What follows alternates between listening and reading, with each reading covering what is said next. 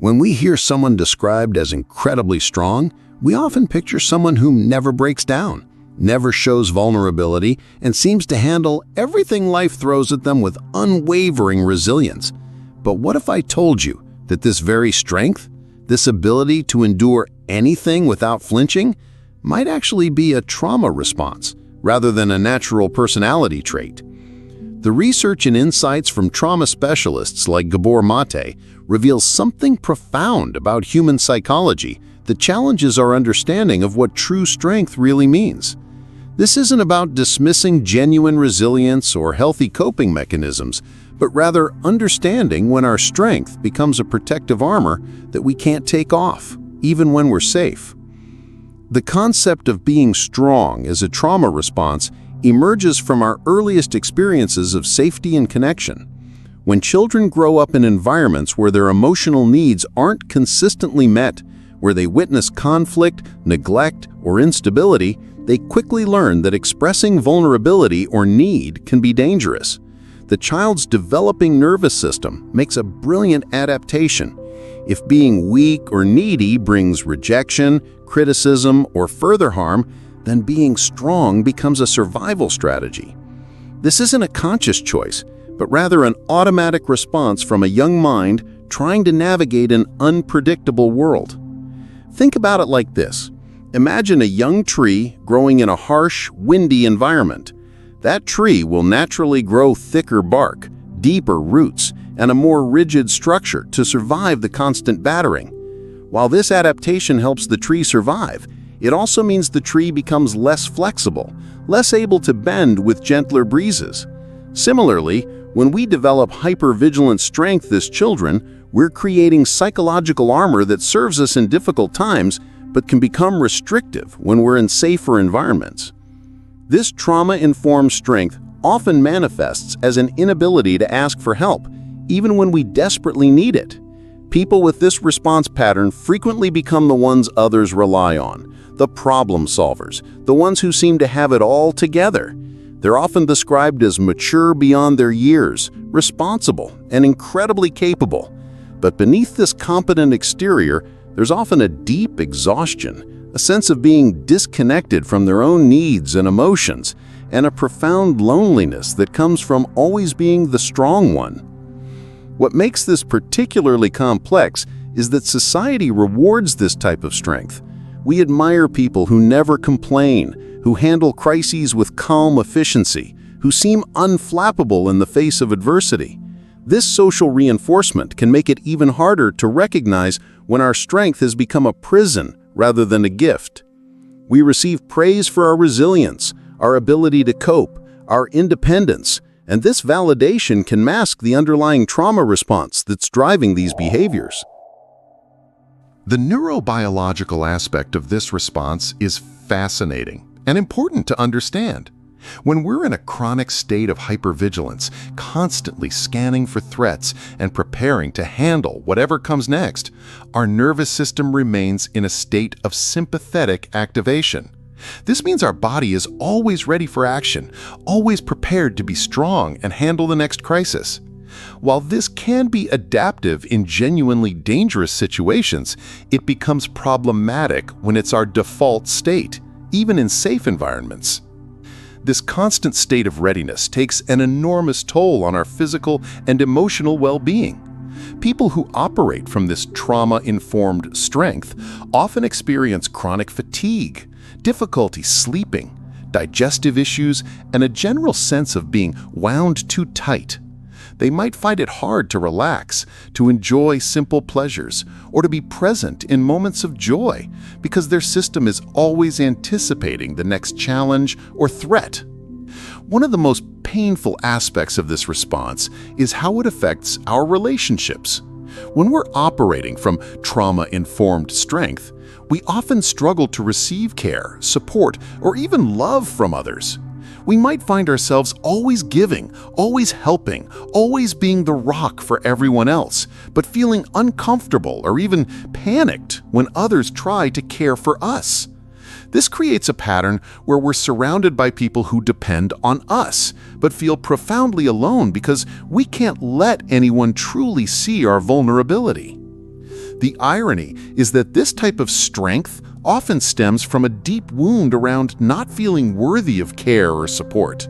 Somewhere in our past, we learned that our needs were too much, that our emotions were inconvenient, or that we could only earn love and acceptance by being useful and strong. This core belief shapes how we move through the world, creating a self-fulfilling prophecy where we prove to ourselves over and over that we can only rely on ourselves. But here's where it gets really interesting. True strength, healthy resilience, actually includes the ability to be vulnerable, to ask for help, and to recognize our own limits. Research in psychology shows us that the people who recover best from trauma and adversity are those who can balance independence with interdependence, strength with vulnerability, giving with receiving. They understand that being human means having needs, and that acknowledging those needs isn't weakness, but wisdom. Understanding this distinction is crucial because it helps us recognize when our strength is serving us versus when it's limiting us. Healthy strength is flexible, contextual, and allows for a full range of human experience. It means being able to be strong when the situation calls for it, but also being able to rest, to receive, and to show vulnerability when it's safe to do so. Trauma-informed strength, on the other hand, is rigid, constant, and often disconnected from what's actually needed in the moment. This realization can be both liberating and terrifying. If you're recognizing yourself in this description, you might be feeling a mix of relief at finally understanding your patterns and anxiety about what it means to let go of the identity you've built around being strong. It's important to remember that recognizing a trauma response doesn't mean you're broken or that your strength isn't real. It means you're human, and your nervous system did exactly what it needed to do to help you survive. Have you ever noticed how exhausting it can be to be the strong one all the time? How sometimes you might find yourself wishing someone would just take care of you for once, but then feeling uncomfortable or guilty when they try? These feelings are completely normal and understandable responses to operating from trauma-informed strength. If you're watching this and finding yourself nodding along, know that you're not alone in this experience. Many of us have learned to be strong as a way of protecting ourselves, and there's no shame in that adaptation. I want to take a moment to thank everyone who clicked on this video and is taking the time to explore these ideas with me. It takes courage to examine our own patterns and consider that what we've always thought of as our greatest strength might actually be a protective response. Your willingness to look at these concepts with curiosity and openness is itself a form of strength, the kind that allows for growth and healing. The journey of understanding trauma-informed strength often begins with developing what psychologists call self-compassion. This means learning to treat ourselves with the same kindness and understanding we would offer a good friend. When we start to recognize that our hypervigilant strength developed as a brilliant survival strategy, we can begin to appreciate the wisdom of our younger selves, while also acknowledging that what served us then might not be serving us now. One of the most powerful shifts that can happen in this process is learning to distinguish between being strong and being safe. When we're operating from trauma-informed strength, we often confuse the two. We think that being strong means we're safe, but actually, true safety comes from being able to accurately assess our environment and respond appropriately. This might mean being strong when there's genuine danger, but it also means being able to relax, be vulnerable, and receive care when we're in safe relationships and environments. The process of healing trauma-informed strength isn't about becoming weak or losing our resilience. It's about expanding our repertoire of responses, developing what researchers call nervous system flexibility. This means learning to move fluidly between different states of activation depending on what's actually needed in the moment. Sometimes we need to be strong and take charge. Other times we need to be soft and receptive. The key is having the choice and the awareness to respond authentically rather than automatically. This journey often involves learning to reconnect with our own needs and emotions. When we've been operating from trauma-informed strength for a long time, we might find that we've become disconnected from our inner experience. We might not even know what we need or feel because we've been so focused on being strong and capable. Learning to tune in to our internal experience, to notice our emotions and needs without judgment, is a crucial part of this healing process. And here's something that might surprise you. Learning to be vulnerable and ask for help is actually one of the strongest things you can do. I know that might sound contradictory, but think about it this way. If you've been used to giving a like to videos that challenge you to think differently about strength and resilience, maybe this is one of those moments.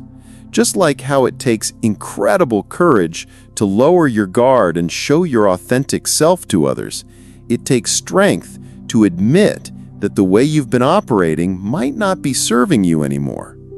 The healing process often involves slowly, gently challenging the beliefs that created our trauma-informed strength in the first place.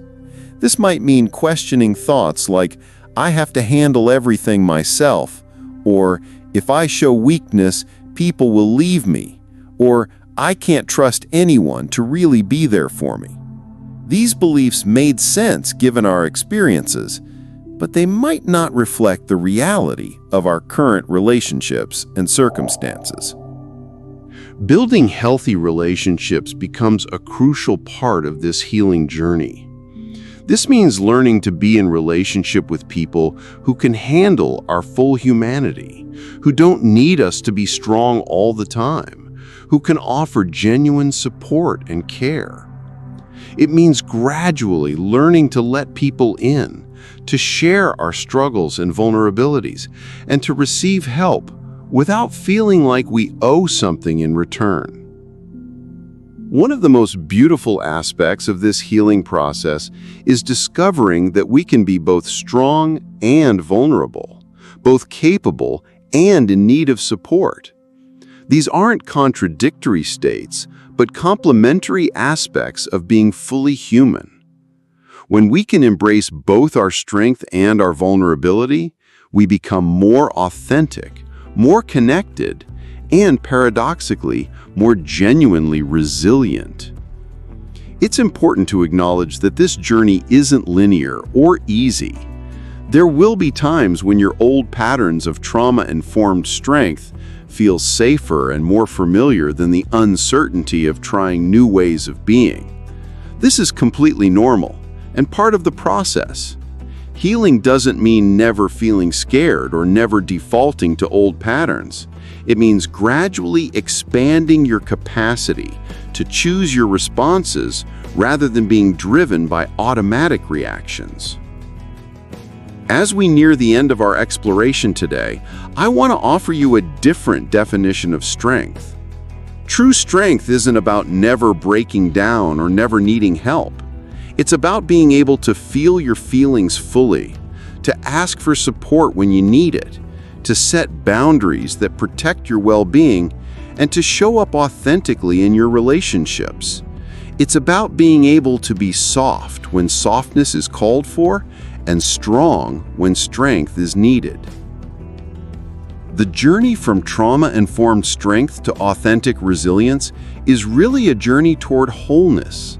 It's about integrating all parts of yourself, honoring the protective mechanisms that served you, while also making space for new ways of being. It's about recognizing that your worth isn't dependent on being strong all the time, but on being human with all the beautiful complexity that entails.